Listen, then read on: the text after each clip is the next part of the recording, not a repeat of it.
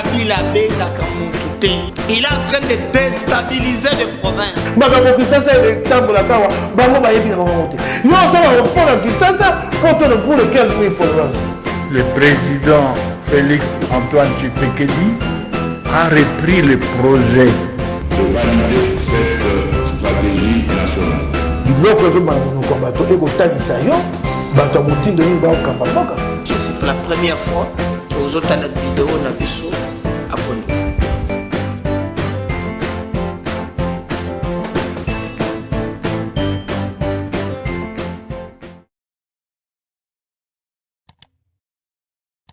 Indi makasi bandeko na ngai mutu moko akoteka le place azate Martin Fayulu candidat Adolphe Muzito candidat les balles ezali consommé tokoki koloba tokomi na nzela nini toko solola na bino na émission ya alelo tokobete pe lisolo bandeko na matali Moïse Katumbi akosoka wapi na double G na ye na kati ya Union Sacrée, Bokolanda porte-parole.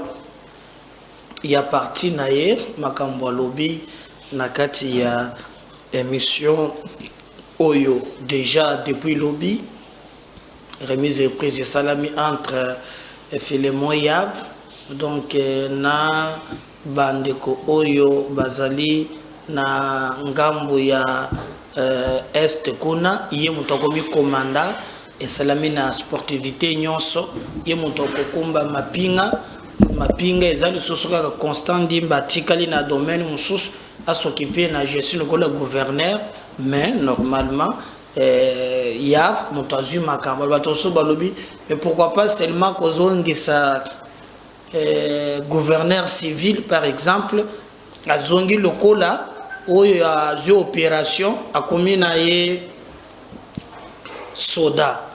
Pourquoi lui laisser seulement article dans l'administration?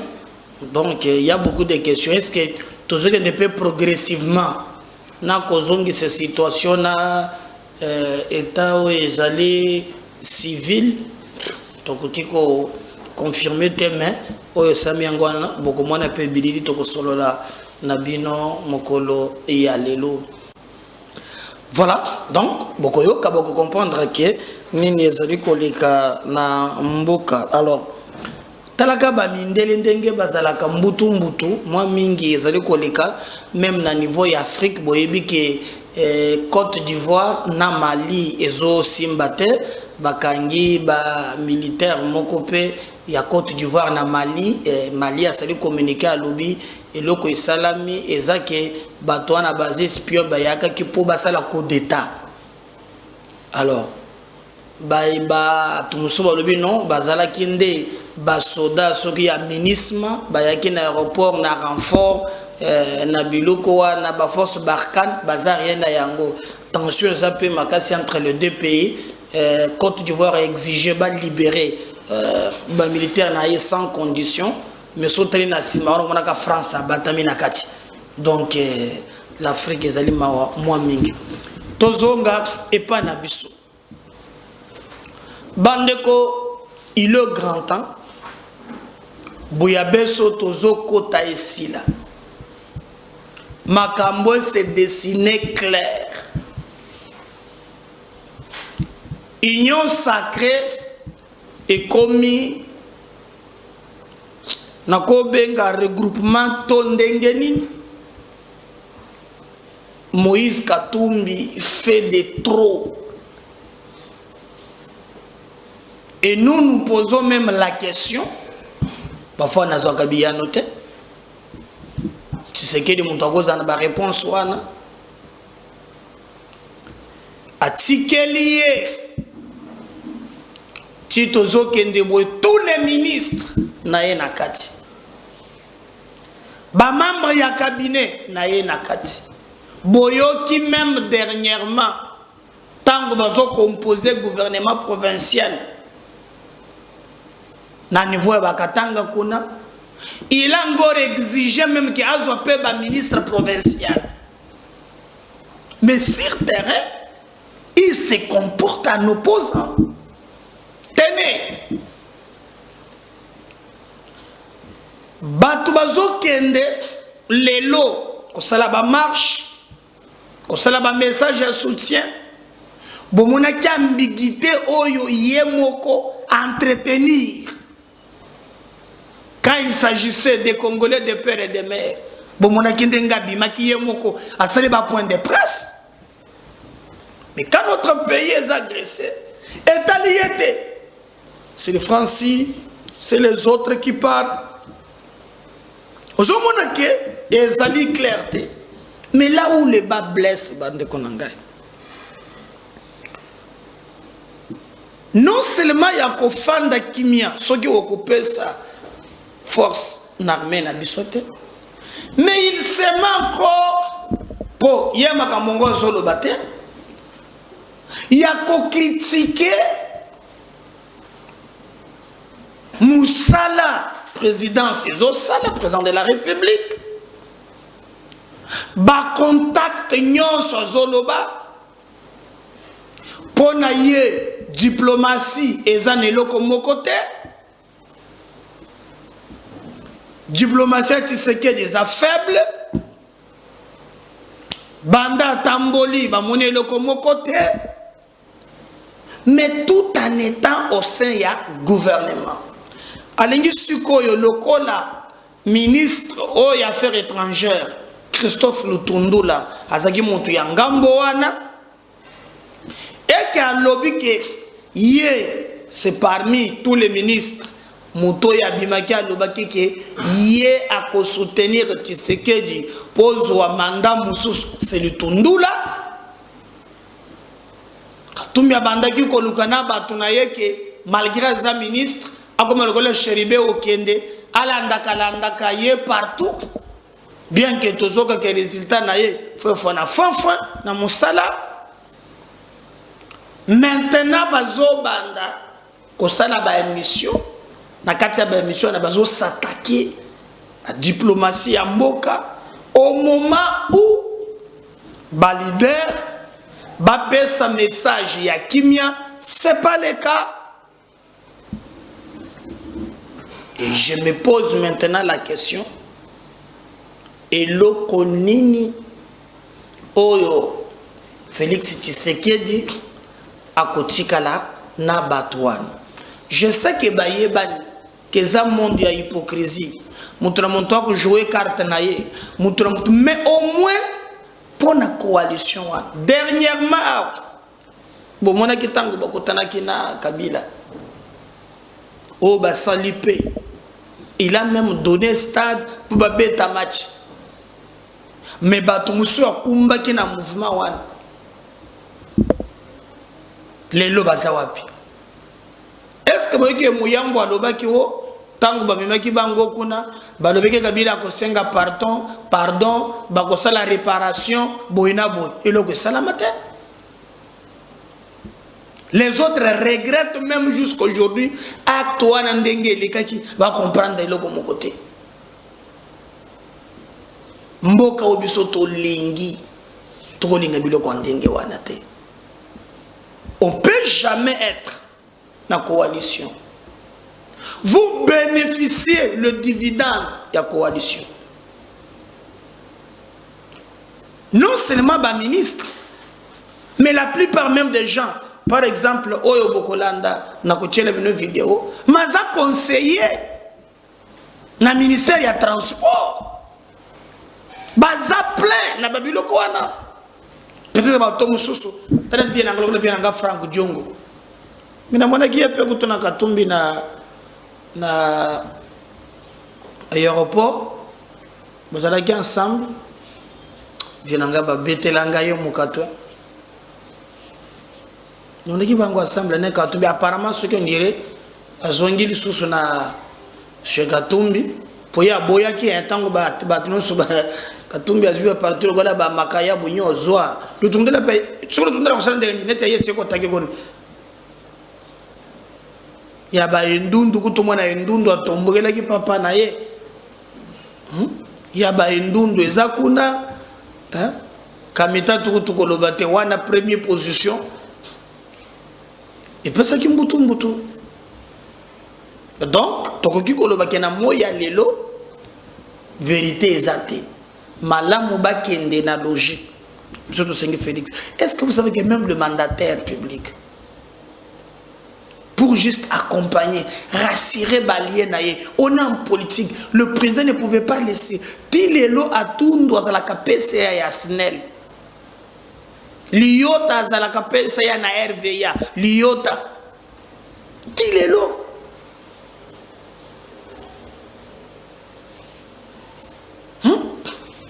Alors, comment ça va ma politique? Tout ce moment-là, Katumbi Penza, Eza clarté. Et lui, dans sa tête, a rêvé à comme déjà président en 2023.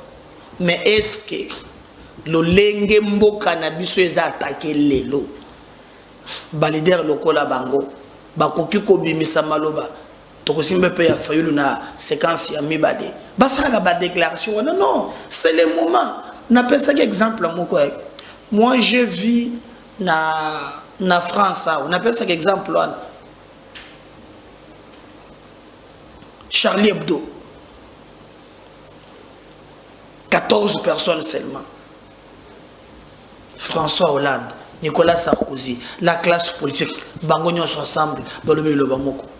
Sécurité aux États-Unis est menacée. Namoni, Bakiti na Iran, Basali opération moko ya commando, Babomi général wana Kassam Suleiman.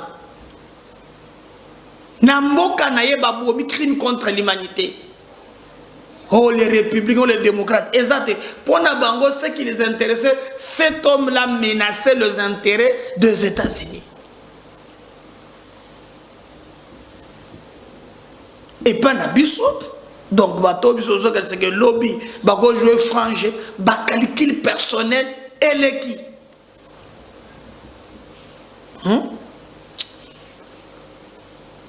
Makambo ça passe bandeko. Donc, pour retenir que moi, quand a Saliba, au lieu de cette terre, Abimi, na canal, il y a porte-parole Naye, il y a parti ensemble, il a dit des choses, Oyo, Ngai parce que na kokende moulaïte, na koti kabino boko découvrir Maloba Oya Lobaki. Alors, ce qui m'étonne, tant que balobi kaka na loi électorale nini ya singezu ba instrumentaliser ba to nous au Kassa oriental on ne veut pas nous au Matadi nous au niveau de Kisangani nous vous avez fait ça. Mais maintenant que le pays pour lequel Bozo Lingaboko Teleba président est menacé, Bozo Telemisabato Anate. Les attaques au contraire, maintenant c'est dans le sens où contre ces régimes dont vous en avez. Les Mawamingi, tu continues à travailler, tu continues à sala musala, parce que vérité est yebana, tu continues à la tête.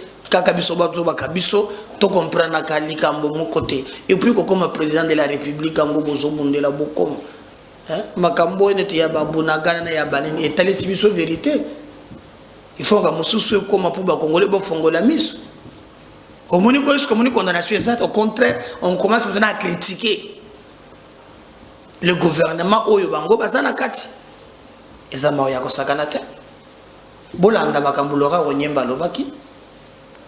Et après cela, nous allons revenir parce que Laurent Onyemba a précisé que à sa porte-parole, il y a parti à Katumbi. Il y a un avocat à Matata. Hein? Parce que Pena Magambo Kalou, Babelu Magambo Bele Leki, Bisso, Tozota la vérité et bim. C'est fait en tant que parrain M23, Kuna et Rwanda. À travers le ministre des Affaires étrangères, ça n'a jamais été le cas. Il y a Konzima Mabaki que il faut retrouver Kimia parce qu'il y a trop d'accusations de part et d'autre. Pour Nayo, au Banzi Bezaï qui rencontre en Luanda et apaiser le climat entre Rwanda et RDC. Pour Nabiso ensemble, pour les changements de Moïse Katumbi. L'ensemble pour la République. Qu'est-ce que je veux dire? Parce qu'on a parlé en aparté ensemble pour les changements, bien sûr. Alors, pour Nabiso ensemble pour la République, de Moïse Katumbi, tout ça, 4 principes. Dans ma Italie, agression à Est. Première chose, c'est que tout ça contre le fait que la population civile va subir affre et bitumbawana. Pourquoi nous le disons ainsi? Pour responsabilité à défendre Mboka na biso, incombe na bato bada ko gouverner biso, bangode bada na makoki ya kopesa ba soda pour ba soda babunda. Deuxième chose, il n'y a aucune armée étrangère oyo akouta na mboka na ye pour na aya kotia kimia na mboka na Congo. Il faut kopesa makoki na ba soda na biso baye baete gouvernement est dans la sima kosomba manduki et puis kosala bitumba parce que vous n'allez pas empêcher aux voisins de vous faire la guerre. Vous avez plutôt l'obligation ya kosala été beau défendre territoire nabino na ba population. Ça c'est clair. Troisième chose, il faut une diplomatie de résultats. Pas une diplomatie paranoïaque. Il y a Félix Tshisekedi dans le résultat. Mais il y a un peu de Angola. Déclaration au désescalade. Au Théophile à côté à Congo. Il y a un peu point de presse. Il y a un porte-parole du gouvernement. Il y a un ministre en charge des affaires étrangères. Dans la salle, James Kabarebe prend la parole. Je cite son Excellence Christophe Lutundula. Vous dites que c'est nous qui soutenons le M23. Mais les M23 se réclament. Sont plutôt. Le chef de M23 est basé en Ouganda. Mais ce que je ne m'en pas plus, c'est la réponse du vice-premier ministre. C'est plutôt les commentaires du vice-premier ministre qui dit quand on a entendu ça, nous tous, on était un peu. On s'est posé la question, mais on continue à y réfléchir. Est-ce que, comme État, dans ces circonstances, il faut être proactif? Il faut tout de suite demander aux facilitateurs ou aux médiateurs de demander à l'Union africaine de faire venir l'Ouganda à table. Et ça impacte aussi la communication. Parce que les commandements militaires, où ils en font, ils ont communiqué le Lengue Moussoussou. Les affaires étrangères, ils ont communiqué le Lengue Moussoussou. Et ici, je salue le courage de Christophe Lutundula qui, pour la première fois, a eu à dire à l'ONU, depuis que nous sommes dans cette agression, que c'est le Rwanda qui nous attaque. Mais ça ne suffit pas. Ça ne suffit pas. Il faut non seulement désigner l'agresseur, mais aussi prendre des dispositions pour prévenir l'ONU. Parce que nous sommes quand même le Congo. Et c'est comme ça que la diplomatie pose des problèmes quant à l'action. Et malheureusement, le premier diplomate, c'est le chef de l'État. Ah, ça l'a bien été. C'est le chef de l'État, non. Tu peux le battre quand ça l'a bien été. Tu peux évaluer au travers d'action. Parce que notre diplomatie est caractérisée dans deux choses. D'un côté, ma plainte. De l'autre côté, ma menace sans résultat. Non, non, c'est menacé. Non, mais le chef de l'État a dit, vous avez suivi aux soit paix totale, soit guerre totale. Soit une paix totale, soit une guerre totale. Mais sur la table de négociation, si vous voulez aller négocier et obtenir des résultats, il ne faut pas aller avec des plaintes. Il faut qu'on apprenne aussi que, parce que vous avez doigté le Rwanda, que les Congolais ont pris par exemple Gisenyi. Et en ce moment-là, quand vous allez à Rwanda pour discuter, on demandera plutôt au FRDC de quitter Gisenyi que de plutôt se plaindre parce que Bunagana n'est pas toujours libéré et qu'on dit c'est l'M23. Mais si c'est à ce niveau-là. Maintenant, écoute, madame, c'est qui est très important. Première chose, nous avons un problème parce que les Congolais ne savaient pas d'où vient toute la vérité. Nous avons eu dans ce pays, le 28 octobre 2019, accord que notre gouvernement est signé, et Batindaki, je crois, de Ibalanki. Accord na bandeko ya 1-23. Parmi les conditions il fallait faire la paix avec les M23. Bamususu bazalaki na liste ya bato il faut pas amnistier. Liste en annexe ya ba soda M23 il fallait pas contre la FRDC. Et bato mususu bazaba civil il fallait pas contre la institution. Pourquoi, au moment opportun, le gouvernement n'avait pas communiqué sur cet accord? Troisième chose, Est-ce qu'encore on a les gars qui n'a parlement pendant que Vital Kamerhe à l'Ombaka na l'Assemblée nationale tant que le Nandeo Kabila habite mi beko na mboka na biso l'obéité pour que vous puissiez inviter une armée étrangère vous devez passer par le parlement. Pourquoi dans ma capitale à Corwana les députés ceux qui vont vérité qu'ils ont autorisé le gouvernement à signer accord dans telle organisation. Force EAC qui nous s'y les lots. Et comme on a enlevé 5 généraux ou bien 5 officiers supérieurs qui peuvent être comme les infiltrés au sein de l'armée. Ce n'est pas un mérite. Ce n'est pas une innovation du pouvoir actuel. Ndekonidef Kabila. Je pense le 6 juillet 2012 a fait partie 14 hauts responsables de l'armée pour les mêmes raisons. Mais dans la liste de ceux qui sont partis, il y avait aussi Bosco Tangana qui plus tard est allé et a même pris la parole quand on voulait le faire le juger à la Cour pénale internationale qui va comparaître en Kinyarwanda. Mais est-ce que Bosco Tangana aujourd'hui, quel rôle il joue au sein de nos institutions? Quel rôle joue-t-il au sein de l'armée? On a joué le rôle. Non, mais comment vous pouvez demander dans Moutou, tout son passé, en tout cas depuis que tu es lié, à groupes armés. Enrôlement, il y a des mineurs, groupes armés. Voilà. Je crois que Wana Bolandi, Laurent Onyemba Zali, porte-parole, il y a parti à Katumbi. Muzito na Fayulu divorce, je suis allé Kokomate.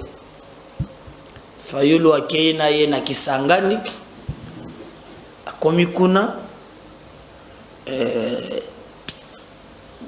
bato bayambi ebele, a tenir discours na ye, alobi pasio ya bitumba toza nango, pour abima présidente. Ce qui a bimaka président, kaka des semaines, a silisi bitumba nyon son est. Yaza mutu, ce qui, bon, pas si y a bateau, pour yaza présidente. S'il arrive président, bah le sous makambuya insécurité. Makamuna le prochain qui n'a qu'à tomber en Gowan. Tous en a phase T, il y a que ça la populisme. Tout d'abord, on a phase, il y a qu'on récupérer ma belé na biso, qu'on travaille pour mettre fin na les Cambouan. Tout on a besoin de, il y a bateau ba yebani, bazo baza ba star, bateau baza bazo luka bateau ba yeb, c'est pas bon. Alors, pour lobby. Ndenga zo prendre la président et sengeli mboka yezala mobimba. Et le combat que Tshisekedi mène aujourd'hui, Fayulu ayebi yango, eza lelote. Je ne sais pas avec quelle armée, ou eza infiltré, yeso que tika na pouvoir mbalamoku par un coup de bâton magique et sili, je ne sais pas. Mais moi je peux leur demander que on a besoin pour le moment d'un discours de paix. Il y a cohésion qui peut nous permettre. Tant que c'est ici pour nous, la congrès, na kisangani directement, baponier lokola abima candidat président ya SID, pas ya Lamuka. Candidat ya SID. Et vous avez vu ambiance ndenge zalaki.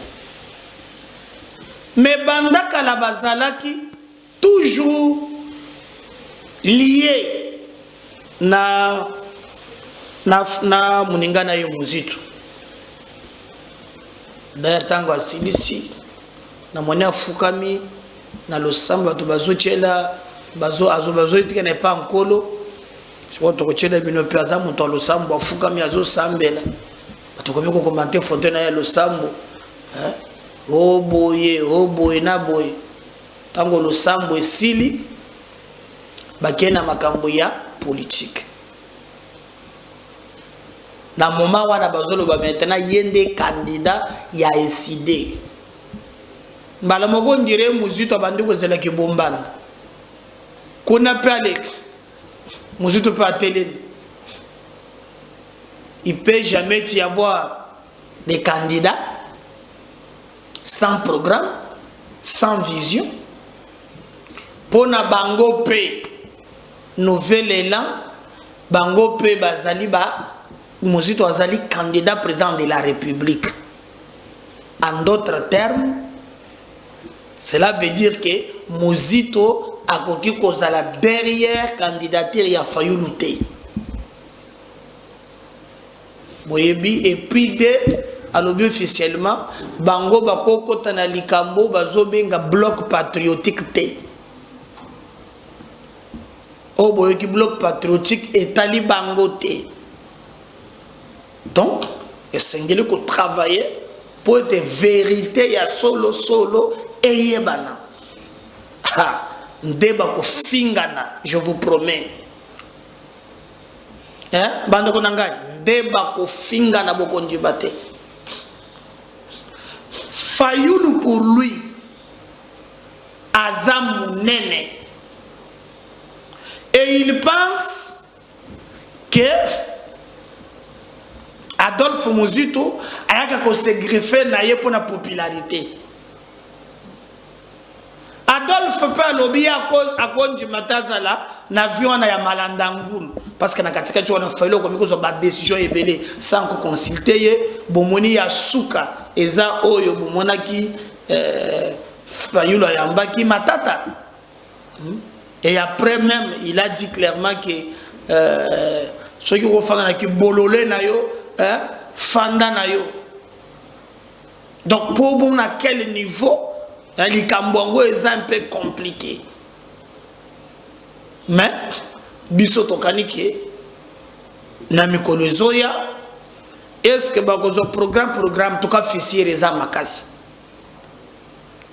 Alors je crois que semaine où il va se prononcer et que vous allez mbutu 2023 batubazo zela ezali révélateur ya makambo ebele. Donc moko na moko akosala part na ye et le reste biso nyonso tokozala sur terrain pour na koyebisa bino vérité au vrai sens du mot na moto na ngambo sorte ya Mouzito sorte na ngambo ya Fayulu. Mais bao bafingaka batika démocratie et ça là musala na yango ndenge longo bani d'ailleurs bomoni ba sorti nyonso ya Adolphe Mouzito ils ont toujours en termes ya proposition tandis que Fayulu se radicalise na bato ya FCC. Bomoni donc je pense que c'est ce que nous pouvons vous dire na likamboniwana mais mikolezo ya tozo kanisete moutra mutako tracé nzela na ye ezala ki prévisible. Mouzito pense d'abord qu'abord le bakambozo candidat faut d'abord programme ezala vision ezala nde simana yango nde tokoponesi ko muto ko porter programme wana ou bien vision wana. Fayulu yembala moko alobi non biloko nezate yende aza populaire bache candidat mais ya SID pas ya la muka en contrepartie pe Mouzito na ngambo na ye nouvelle année comme si payé candidat ba parti na bango moto sali moto ya koke ko lobaki non zabungo boena boeta ko pekesa ye réalité mais au moins ezali eyebani ki ezali bongo. Attendons voir ce que ça va donner na mapinga. Je crois qu'il y en a qui bino que faut soutenir Armée Nabiso Pambate batie commanda ya sika yav kanga bakaruma rouge wana landela bango papa bunagana etikali na maboko na bango eumeli tokomi maintenant tozo kende un mois presque. Mais non, nous perdons pas moins de 1 million de dollars par recette à douane. Sans compter les minéraux moussous. Je crois que le commandant Yav Batié a quitté. Pour te penza à Sala Moussala. Abeta ni batouana mukatu. Toboto la bunagana. to assurer sécurité ba province na biso to sala makambo nyonso ezali penza pasi na mbao botala koma makambo eleka ki remise et reprise Yves Filemon na gouverneur Constant Dimba botala ndenge eleka ki on va revenir pour continuer une émission na biso na mokolo ya lelo parce que cette chaîne c'est votre chaîne. Lorsque vous partagez ces émissions, vous nous donnez la force en contrepartie pour te servir davantage. On revient juste après.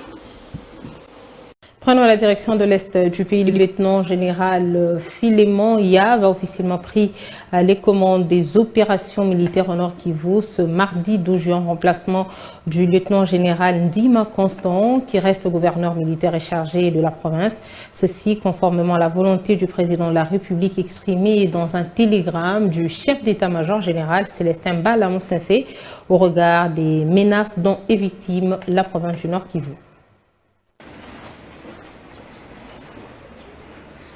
Le lieutenant général Yves Filemon, officiellement commandant des opérations militaires au Nord Kivu, après la remise et reprise ce mardi 12 juillet 2022 avec les gouverneurs militaires, le lieutenant général Ndima Kongba Constant, qui désormais devra s'occuper de l'administration et de la politique de la province, conformément à la volonté du président de la République, exprimée dans le télégramme du chef d'état-major général des FARDC, le général d'armée Célestin Balamusensé. Dans son discours, le gouverneur militaire demande à son successeur, à la tête des opérations, de tout mettre en œuvre pour la sécurité totale en province. Ce que j'attends de vous est de continuer là où nous sommes arrêtés, nous, en tant qu'ancien le commandant des opérations sortant, pour que vous meniez à bien votre mission. Tous les militaires dans la province du Nord Kivu vous appartiennent. Toutes les unités vous appartiennent, mon général, et nous n'avons pas droit à l'échec. Devant cette petite restructuration, je crois que c'est toujours dans ce sens que la haute hiérarchie tient à ce que les opérations soient plus efficaces sur le terrain pour que nous boutons dehors de notre territoire l'ennemi qui nous agresse. Le lieutenant général Yves Filemon promet de collaborer avec son prédécesseur pour la réussite de sa mission. Nous viendrons toujours à vous.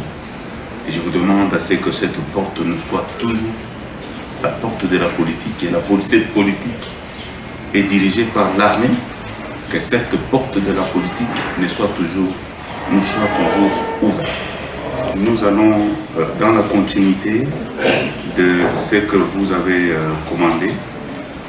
Je pense que nous allons continuer avec ce même commandement pour arriver, comme vous l'aviez dit, à bouter cet ennemi dehors de notre territoire. Soulignons que le lieutenant général Filemon Yav prend la commande des opérations militaires au Nord Kivu, en étant également le commandant 3e zone de défense. Voilà. Je crois qu'il y a bien beaucoup de pour comprendre Nini et Zali Koleka. À tout à l'heure. Merci. Bye.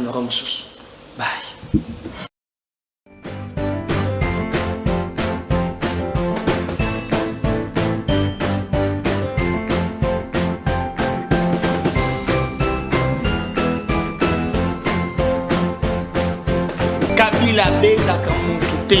Il est en train de déstabiliser les provinces.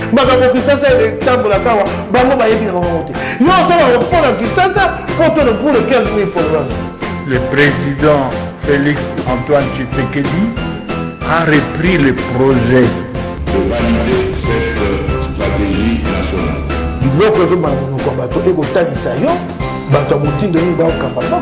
C'est la première fois que vous avez la vidéo à Bissau à Polo.